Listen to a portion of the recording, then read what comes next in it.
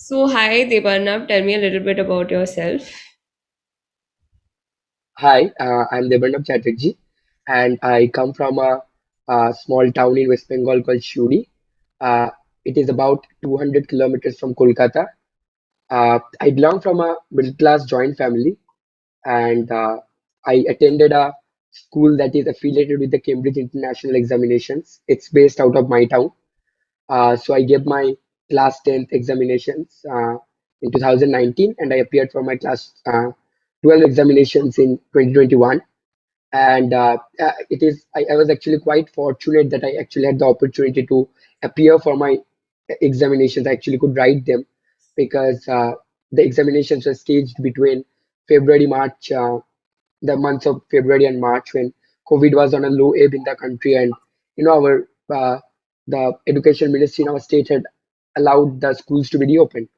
So that is briefly about my academics. Apart from academics, I'm also interested in writing. So I am quite a passionate writer.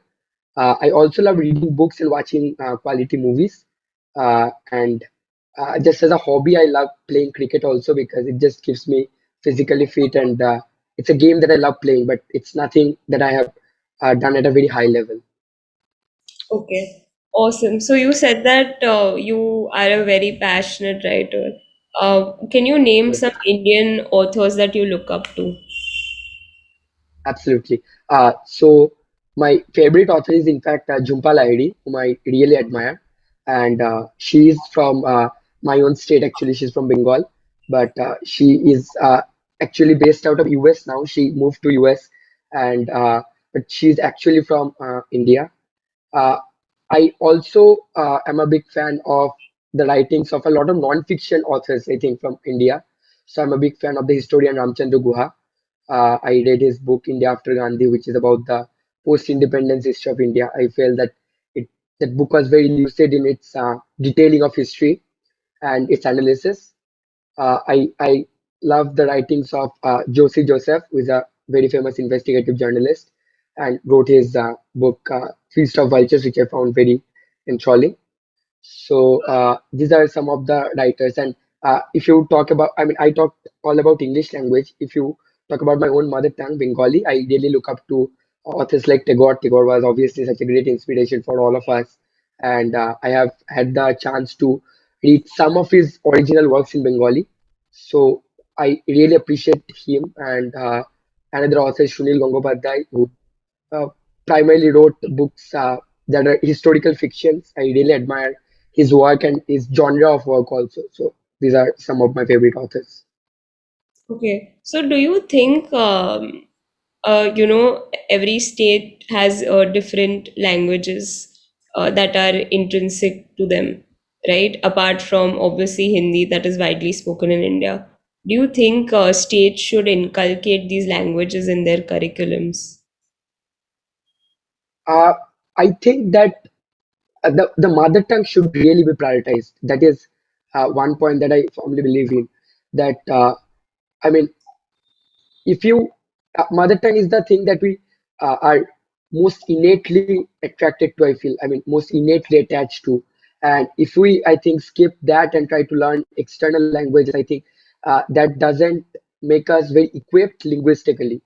And I mean, learning mother tongue should be something that should be prioritized everywhere. And I believe that if every state has that unique indigenous language that they think really belongs to them, I think it should be inculcated because uh, you know a good linguistic aspect in the curriculum will lead to better development of personalities because I mean we humans are special because of our special linguistic abilities, and uh, if we are really well equipped with that, then I think we just make better human beings. Okay, so you mentioned Tagore and his work, right? So have you Yes. heard of the Kabuliwala? Yes, I have heard of it, though I haven't read the story, but I have heard of the story. So can you tell me some of his books and works that you have read? Yeah, sure. So I read a story, is a collection of stories called Golpo Gucho, which is a collection of short stories that Tagore wrote. I don't I haven't read all of them. I'm in the process of reading, and I have finished a couple of them. Apart from that, as a young child, I mean, much before my when I was in class 6, 7, 8, I used to also recite poems. So I used to often read up poems from different books. So Shanchoita, which is his collection of poems, and obviously his masterpiece Gitanjali, for which he won the Nobel Prize in Literature. I have read up a few poems from there also. So yeah, I mean, Which none year of his works was I have. which year was it? Sorry, Which year, if you he won the Nobel Prize. yeah. Uh, I don't recall exactly, but as far as I remember, it was in 1913. And was it posthumously or was he there to receive it? It was not posthumously. He was alive when it was awarded to him. Okay. Do you recall the year that he died? Like, if you can. Uh, I don't exactly recall at this point, but uh, no, I don't recall. I think he died before independence, but I don't recall the exact year. Okay. Okay, fine, fine. So you said that you also like watching quality movies, right? Yes, So what, that's yeah. according to you, falls in the category of a quality movie? So I think that movies which reflect real life in a very nice way, uh, not adding a lot of song and dance, I would say, in my opinion, and trying to be as close as possible to the reality. I think that makes for a quality movie, in my opinion. Uh, Something that so for example, I really enjoyed watching the movie 13 Conversations About One Thing. So it's an English movie, and it centers about the lives of a couple of people and how one incident brings all of them together. So I found that quite a thrilling tale, because that story did not have a great deal of adventure. That story did not have a great deal of uh, you know murders or anything such as that, or song or dance, but it was a beautiful tale that narrated and gave me a glimpse into other people's lives. It taught me to empathize. So I think that a lot of other movies that I really enjoy were, I think, Godfather, because it taught me a lot of valuable leadership lessons. I could draw parallels between Godfather and the Mughal dynasty who ruled over India for a very long time. So I think these are some of, I mean, these are the parameters I have in my mind when I judge a good movie. Okay, awesome. So you're from West Bengal, right? Yes. So tell me, who is the education minister in West Bengal? Okay. So we just had our assembly elections in May, and after that, a new cabinet was formed. So in the new cabinet, the current education minister is somebody called Bratto Boshu, uh, Okay. and prior to him, it was Who's somebody the called home Partho minister? Chattopadhyay. Uh, Home Minister of my state, Yeah. Does your or state have a home minister? no, my state doesn't have a home minister. India has a home minister, and it is Amit Shah. Are you sure? Yeah. Okay. How many constituencies are there in your state? Uh, we have 42 parliamentary constituencies, and I think we have 272 assembly constituencies. Are you sure about the second number? Yeah, the second number is what I have doubt about. I'm not very sure. I recall 272, but I don't recall exactly. Okay. So who's the governor of West Bengal? Right now, the governor of West Bengal is somebody called Jagdeep Dhankar. Okay. And you have said that you mentioned Tagore and you read his works and all. So how do you think because West Bengal had a lot of rich literature during the independence struggle from a lot of notable people. So how do you think that played a role in our Indian freedom struggle? Uh, okay. So I think that may not have contributed very directly to the independence struggle, but passively it certainly did. So the particular style of literature that emerged during the freedom struggle. It was it was quite revolutionary in nature. It often spoke of the atrocities done by the British, or it often, you know, was a dissent against the British.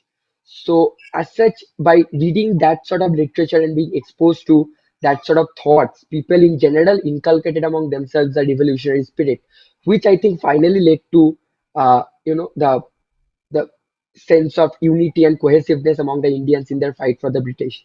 So that and I think Tagore personally played a quite a significant role in the uh, independence struggle, though a little passively, I would say, because indirectly, not passively, really, because he was offered the knighthood by the British and he rejected it in remonstrance against the Jallianwala Bagh massacre, which was quite an unheard of move.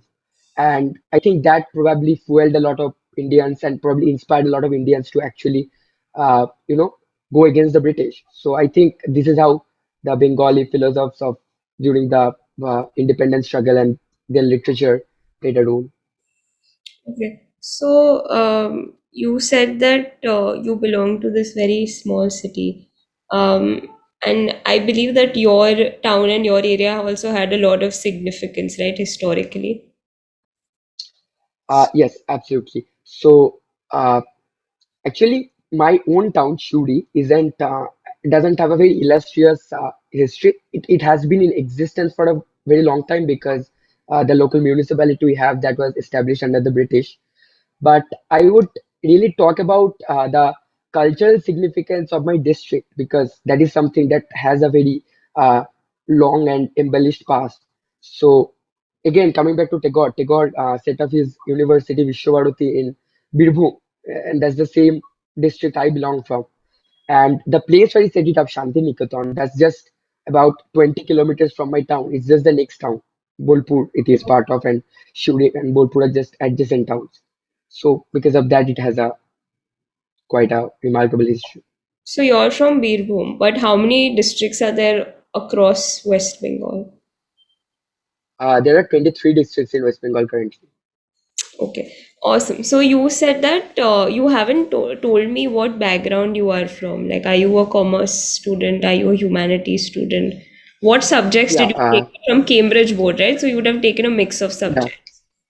Yeah, indeed, I had a mix of subjects. I did not have any specific stream as such. So in my class 12th, I appeared for four subjects. The subjects are mathematics, economics, English, and history. Uh, a point of note here is that our history was structured a little differently from the history that is typically taught in Indian curriculums, Indian boards. So we learned about the 20th century European history through key events. So I think that was a dimension where our history syllabus differed. But otherwise, that was what my combination of subjects were. Okay. So do you have a pen and paper handy? Uh, yeah, sure. Give me a second. Yeah, Can you draw the graph of log x for me? yeah, sure.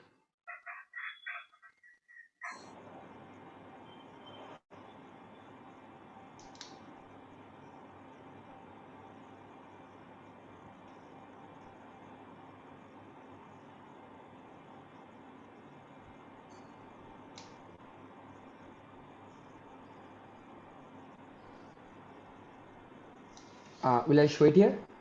Yeah, yeah, yeah. Just Uh, can you see it? I yeah, think yeah. it's quite vague, right?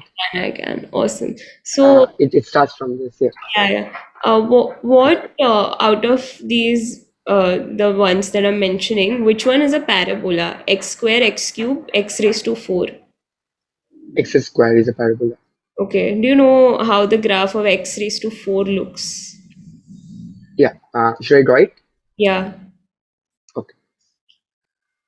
While you're drawing this, answer Uh, what I'm saying while you're drawing it. yeah. X square and x square minus 5. How exactly would those graphs differ? So x square minus 5 will be 5 units downwards. It will be shifted 5 units downwards. So its y-intercept will be minus 5. And x square's y-intercept will be 0. So X square graph translated 5 units downwards will be x square minus 5. And what about x square minus 5x? X square minus 5x will have two roots. It will intersect the x-axis at 2 points, two distinct points, whereas the x square graph will just intersect it at 1 point. And the minima also will be different, not the maxima, but the minima of the x square minus 5x curve will also be different. And the roots will be 0 and 5. Okay. Are you? You can continue drawing. Yeah, I'm done. I'm done. Yeah, should I show? Yeah, yeah. Go ahead. Okay. Can you see that? This one, I think it'll be a little flat version of a parabola. The bottom will be a little flattened out, Are you sure? and it will be more exponential. Yeah, yeah, I'm sure. Okay. Fine. And if I ask you to draw the graph of x raised to 4 minus 2x, Okay. how do you think it Can I will get? differ? You don't need to draw it. If you want, you can for Uh, your own reference. I just want to know okay. how exactly will it be different. Okay. So x to the power 4 has only one x-intercept, and that is at 0. X equals to 0, y equals to 0.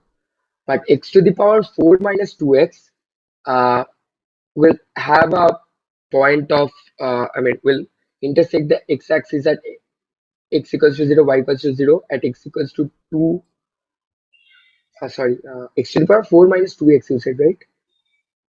If you want, Could you you can just give me yeah, take a 10, minute. 20 seconds? Yeah. Yeah, yeah. Okay. Okay. Oh, Thanks. no problem.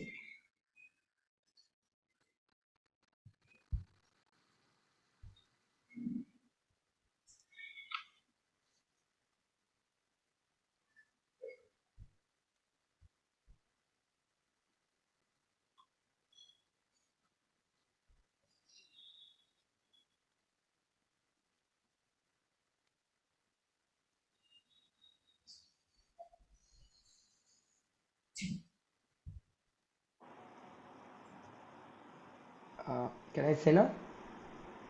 Yeah, go ahead. Yeah, so I think the x to the power 4 minus 2x graph will have two x-intercepts, one at x equals to 0, y equals to 0, and the other intercept will be at x equals to cube root of 2. So that is the second point at which I think it will be intersecting the. Think or are you sure? Uh,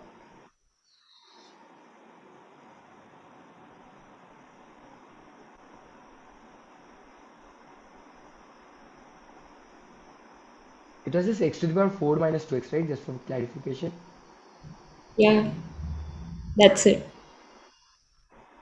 Yeah, I think so. I think it will have two x-intercepts, one at x equals to 0 and the other at x equals to cube root of 2. Okay, fine. Have you done permutations and combinations? Yes, I've done. Okay, so tell me what could be the number of possible words that can be made using the word quiz, Quiz, such that the vowels never come together. Okay. Could I get a few minutes to work it out? Yeah, you can. Sure.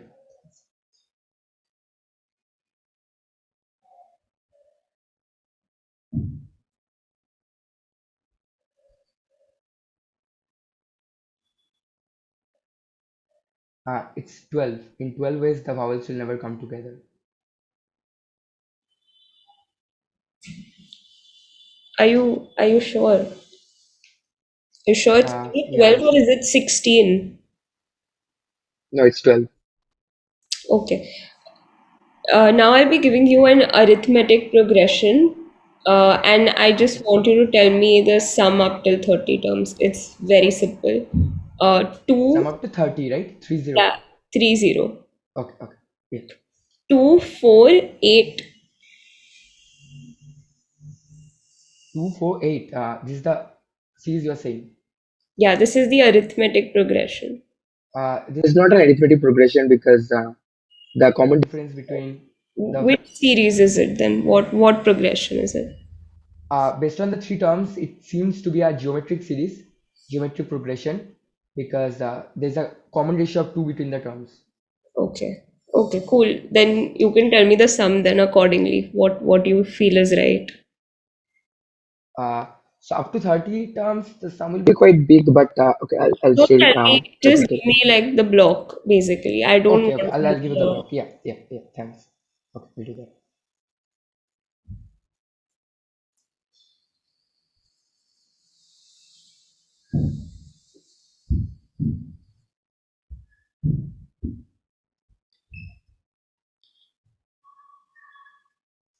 It will be 2 to the power 31 minus 2. okay. Okay, fine. Now, Deepa, I'll be giving you a question and I want you to answer it immediately after I finish my question. You cannot ask me any other further, questions that you want to. All right. So, and I won't repeat it. So you have to listen to it right now only. So if I meet your family member tomorrow and I take them and I start running, what will you do? I I'd probably let you run because it's a good idea to stay a little healthy by running and getting some physical exercise, I think. And there's the same principle that I also follow. I try to get a few hours of playing time every day. So I don't think it will be too bad an idea to, get some physical exercise by running. Okay, okay, fine. Now another question, and it would I mean, the sooner that you give me like a 1 minute your opinion on it, the better it will be.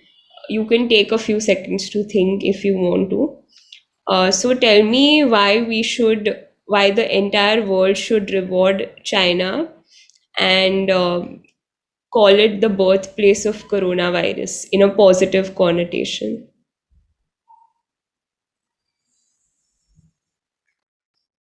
So I think, uh, I mean, since you're talking about China being called the birthplace of Corona in a positive connotation, I think uh, by by uh, by giving Corona to the world, China has really taught us a lot of important lessons and uh, stretched the world to its limits. Really, in this for the last 1.5, 2 years that the Corona has been raging on in this world. So I think it has taught a lot of important lessons to us. For example, prior to the corona, humanity had in general almost adopted a stance where we felt we were invincible. There was no power that could curb us. We were virtually unbridled. But I think corona again brought us back to our feet. It pricked our bubble, and we again understand how little we are in front of a natural force. uh, let's say this disease that spread. I mean, despite our best scientific minds coming together, despite all our economic prosperity, we really aren't being able to end it very successfully. So I think it has again made us more humble. It has brought us back to our senses about what truly our powers are, what truly our limitations are. uh, Apart from that, I think at a more personal level, everybody in general has, I think, become more should have developed at least a good sense of empathy. Since we are virtually locked up in our houses, we don't have, we really are uh, have restricted freedom to go outside now.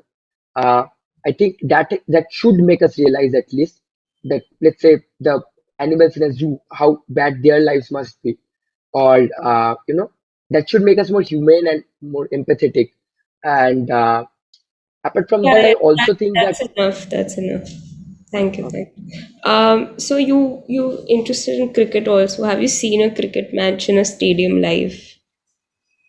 no, I haven't had the opportunity of seeing it live in a stadium, but I do watch it on TV. Okay, so do you know who was the first Indian who scored a century in the test matches, test cricket? uh, I don't know that. Okay. I don't recall at this point. Okay, so do you know, very simple question. You would be watching the World Cup, right? So which years have we won? Do you have any idea about that? Yeah, sure. Uh, so we won the ICC ODI World Cup twice so far. We won it in the years 1983 and 2011. 1983 was under Kapil Dev and 2011 was under MS Dhoni. And the second World Cup, the second type of World Cup really, the T20 World Cup that we won in 2007 under MS Dhoni's captaincy. Okay. And are you following the Olympics right now? Yeah, I am following, but not very diligently, I would say. Have Yeah, we gotten a medal yet? Has India yeah, done? yes, Mirabai Chanu has gotten a silver medal in weightlifting. So I think she has already contributed to India's. Also, a very famous US gymnast decided at the very end to not be a part of the Olympics this year. Do you know his or her name?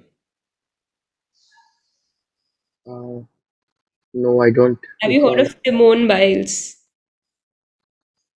No, not really. Not I heard of. don't recall. I don't recall hearing of. You're not interested in gymnastics, then it seems. Yeah, I mean that.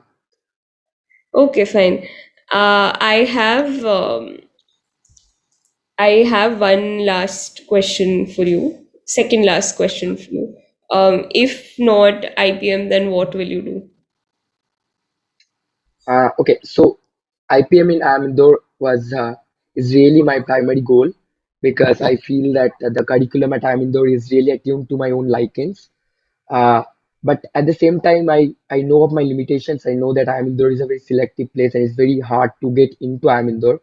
It's a very rigorous process, and there are I'm really competing against the best minds in the country to get a seat here.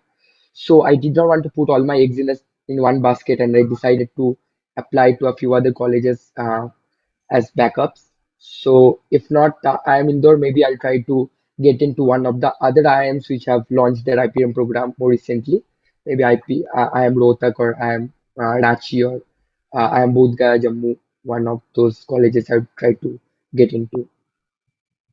Okay, and what if you don't get over there also, get in over there also, then? Uh, if I don't manage to get through all those IIMs as well, then I would probably uh, like to just settle for a normal bachelor's degree in economics or mathematics in one of I'll try to probably apply for Delhi University or some of the more I mean some of the better institutes which offer the courses in India, for example, St. Xavier's or uh, one such institute I'd probably apply to and uh, check my chances there. Okay. Um, Economics, right? So can you tell me who's Yeah, the father of modern economics? I'm not very sure, but I think it's Adam Smith. Do you know his famous book that he wrote? Yeah, he wrote Wealth of Nations. Was that the only book that he wrote? That may not have been the only book, but it's certainly the most noteworthy book that I know of. Okay. Can you tell me what elasticity of demand is? Yeah, sure. So elasticity of demand is a measure in economics that tries to measure how the demand changes with respect to how the percentage change in demand with respect to percentage change in price of that good. So mathematically, it is represented by percentage change in quantity demanded by percentage change in the price of the product. Okay. So, do you know what NNP and NDP are? No, I am not aware of this. You know what GDP and GNP is? Yeah. So GDP stands for gross domestic product, and in economics, its definition is it's the market value of all final goods and services produced within a country in a given period of time. You know what And GNP GNP, is? yeah, GNP is the gross national product, and GNP just to differentiate between GDP and GNP. I'll just use an example to tell you what the difference is. So GDP tries to measure the production within a country, and let's say somebody from US or UK stays in India and is part, producing something here. So that person's production is part of India's GDP. But GNP is gross national product, where we are only concerned with the productions of the citizens of this country. So, that UK or US resident who is staying here, actually a UK or US citizen staying here and producing, that's not part of India's GNP. But maybe an Indian migrant who is working in US or UK, uh, that person's production will be part of India's GNP, but not part of India's GDP. Okay, so now that you've told me this information, I'll tell you that NDP is net domestic product and NNP is net national product. What do you think would be the difference between GDP and NDP?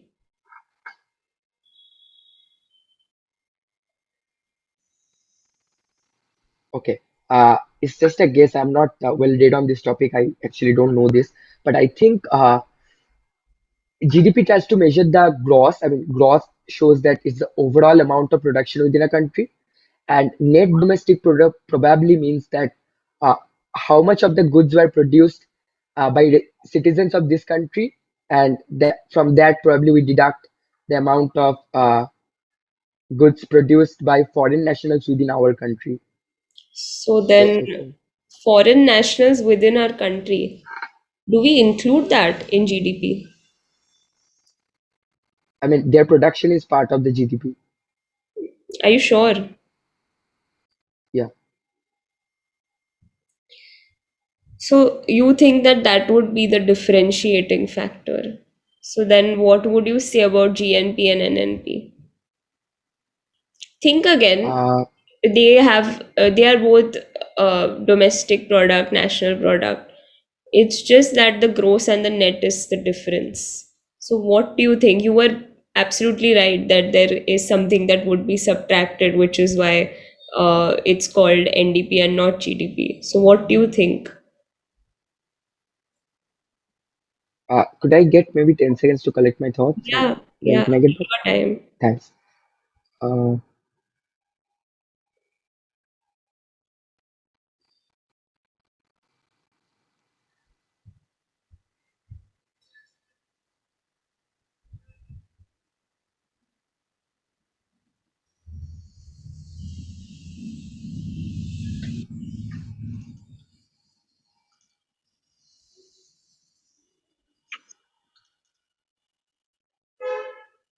uh, okay, I think probably NDP is the gross value of goods produced by my country's residents in another who probably resides in another country, minus the gross value of goods produced by foreign nationals who are residing in my country. I think that's what it probably is. Okay, okay, never mind. Do you think shares would be counted in GDP? Uh, I I don't know this, but I don't think so. I'm not well read, so it's just a guess I'm Okay, taking. But you know the definition, right? You know what all yeah, would yeah. be calculated in GDP. So you can think along those lines.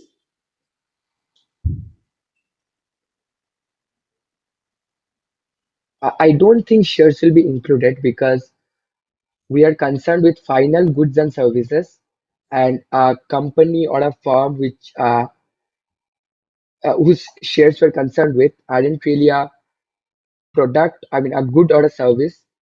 They are a name under which goods and services are produced. So, the different capital equipments used by the country or the goods and services produced by those companies will be part of the GDP, but I don't think the shares and the stocks of those company will be part of the GDP. So then why do we have IPOs and why do we release? I mean, okay, okay, fine. I'll take that answer. Uh, Tell me something. So we have had a candidate also from the same city as yours. with a very similar background like yours. Why should we select you and not him? Well, I certainly cannot speak for him, but I can try to say why you should We had select to me. select one out of you two both. Sorry, could you just We repeat just had that to once? select one person from the both of Okay, you. okay. So I feel that, so I mentioned to you that I'm part of a joint family. So I think being part of a joint family and, being part of seeing that a large household is being run, I have developed a sense of responsibility from a young age. And, I've tried to contribute to the running of my household in whatever little way I could.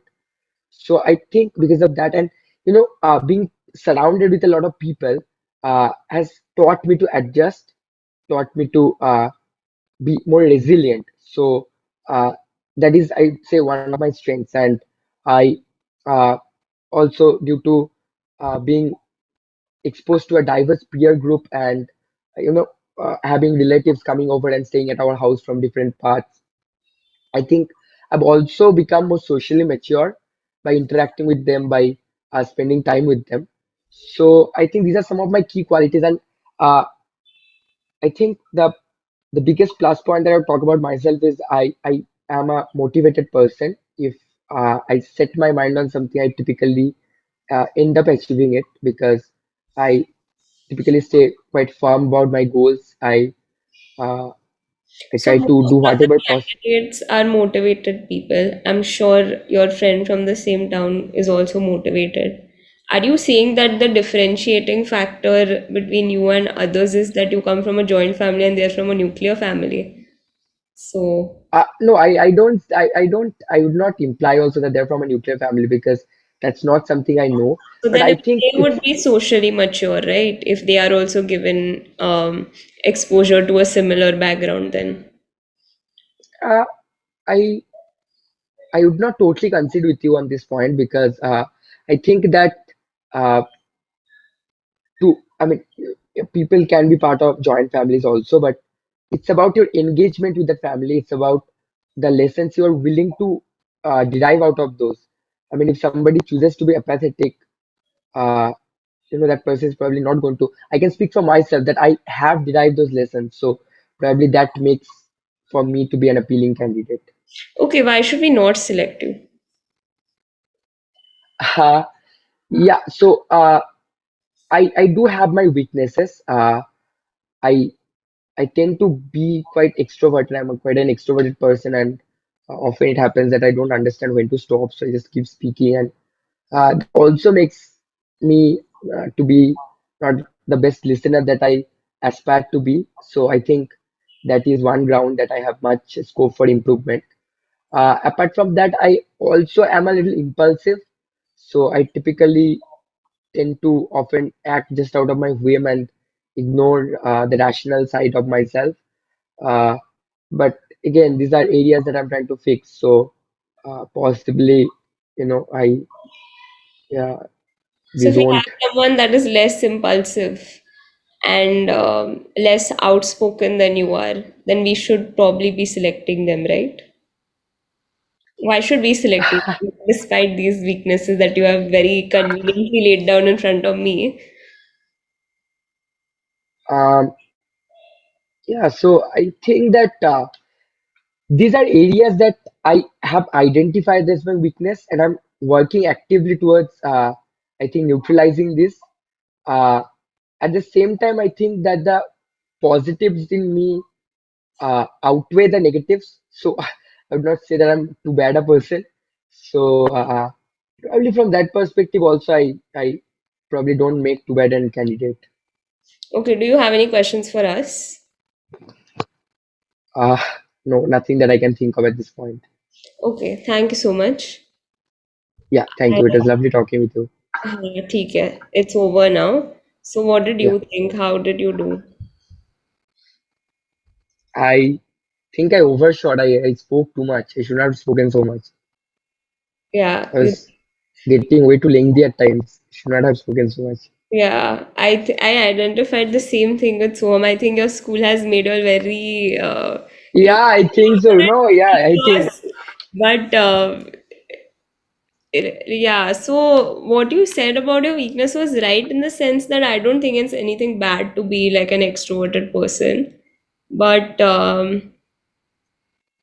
maybe like, you sh like if I'm asking you what's GDP, GNP, right? So just first give the full form, then you can elaborate later, right? Okay, okay. So Hmm. Yeah, things sure. like that. I mean, the thing is, the panel is very quick. They have a set things to ask you that they have already planned in their head. Of course, what you say will definitely decide the direction of the interview. Like you mentioned, movies. I think I forgot to ask you. Like, I would have asked you who won the Oscars. So I don't know if you know that or not. So I would have probably asked I don't. you that. You don't know. Okay. Yeah, yeah, I should have probably asked that. You said yeah, yeah. writers, so that kind of decided Mm. the way. You had taken history. I did not know that, but I anyway asked you a few history questions, right? Yeah, But yeah, apart yeah. from this, what did you think? Like, was it good? Was it bad? Sorry, I have to charge my phone. Yeah. Yeah, it's alright. It's alright. Uh, I I have mixed opinions, so I don't think it was very good. It certainly wasn't very good in my opinion. I think I probably sounded a little overconfident at times and probably a little underconfident at other times. Yeah. So So you were fine. Like I feel that you're a good candidate, in the sense that I don't see any reason why they shouldn't select you. You don't have I don't know. I mean, I didn't look at your marks carefully, but I believe you have done well academically also, right? Is there some issue there? Like, was there some year that you got less or something? no, no, I got 91.14% in my class 10s and 88.5% in my class 12s. Okay. So they might ask you why has your percentage decreased, right? Okay. So just Hmm. tell them that you were focusing on, okay, it's here. Okay, fine. So you can give them a good reasoning that, maybe I felt that I should be giving other exams more importance, but don't frame it in such a way that they give you follow-up questions like, do you not feel school academics are important? Or they can even ask you that if you cannot manage a lot of things together at school level, will you be able to manage in our program? Ah, So those could be one, two things that might come up in this entire conversation about why your marks have increased decreased if they ask you. If they don't ask okay. you, it's all cool. But I don't see any reason why they shouldn't like select you. It's just the GK part also very well. Okay, you answered all. Did I give correct answers to the things I The answered? constituency, I think, is 292. You said Okay, 272, okay. right? So Yeah, yeah. that was this thing. But rest of the answers were fine. Even the education minister part, right? So you gave a full story that cabinet got inducted at this time. We had our elections and all. Just say the name, because Okay, then you can probably say, if you want to also elaborate, you can probably do it for one answer, one or two answers, okay, but don't do it for every answer, because that way the speed of the interview will get slower and it won't go for so long. Okay, they won't ask you so many questions. Like, I'm just okay. asking so that you have an idea of. I realized at Mm-hmm. the end I didn't ask you eco questions, so I again brought up ACADS, but they won't. Yeah, yeah. Yeah, they won't say switch. I don't think they should. Um, Okay. the ACADS part was good. Like, that was fine. I think good you identified also that it's not an AP, it's a GP. वैसे तो most people have, only one two people went ahead to solve the entire thing and then told me that I just realized it seems very silly, but when you're under the pressure of an interview, you might give the wrong answer, or you might assume that the interviewer is right. And in case of your personal interest part, right? So in the start, like, were you nervous? Because you said that I gave the exam and I gave it in February, March, and COVID was at a low. Or is that normally how you like describe your? Yeah, actually, what happened was, yeah, I did feel a bit of nervous. I got a little flustered right in the beginning because, Yeah.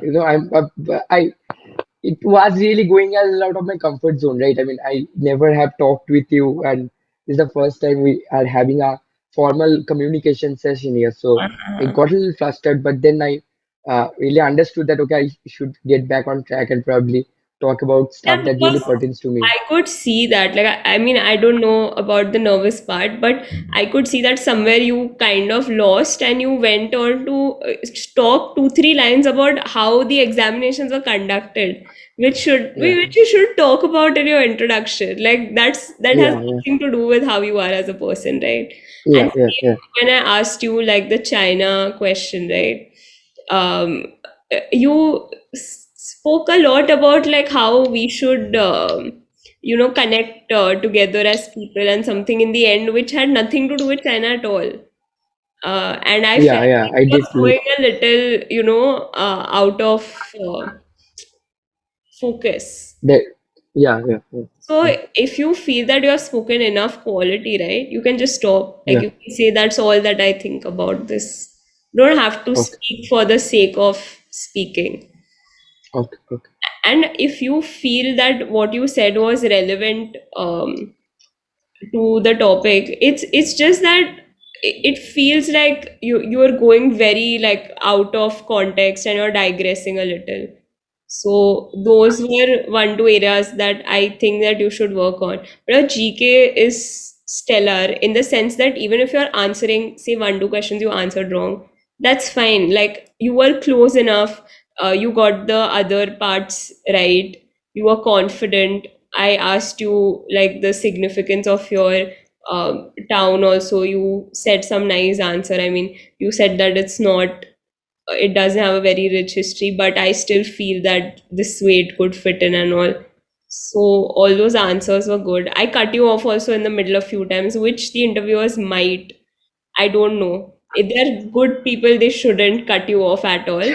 But in case they do, you should just be mentally prepared for that, which is why I cut you off a few times. Yeah. Is that Actually, looking at one of your videos only, I got a little mentally prepared that, even in the mock interviews, I'm ready to get cut off. I mean, I think some of you only mentioned in your videos that be totally prepared. I mean, they may just cut you off and ask you a question the moment they find content for fodder for the question. So yeah, exactly which I also try to do because they just want to intimidate you and like see that side of you. And okay, okay. the one that I asked you about, like if I take your family member and start running, have you like heard that in one of my interviews? Yeah, yeah, yeah. That's a Okay. cliched answer I gave. Yeah, so you took it from there that I kind of realized. The thing is, I Uh, didn't want to ask you the same question I asked Soham because I thought maybe you all have already discussed, so I didn't ask Oh, you that. was that something that you asked him only? Because No, the answer to that question I read upon Quora actually. So I asked him a different question. I thought since you all would okay, have discussed that, let me ask you this. But it okay. seems like you knew this also. So then it's Yeah, I read this upon Quora that these are the tricky questions that are typically asked to the cat aspirant. So right. yeah. Okay. Okay, awesome.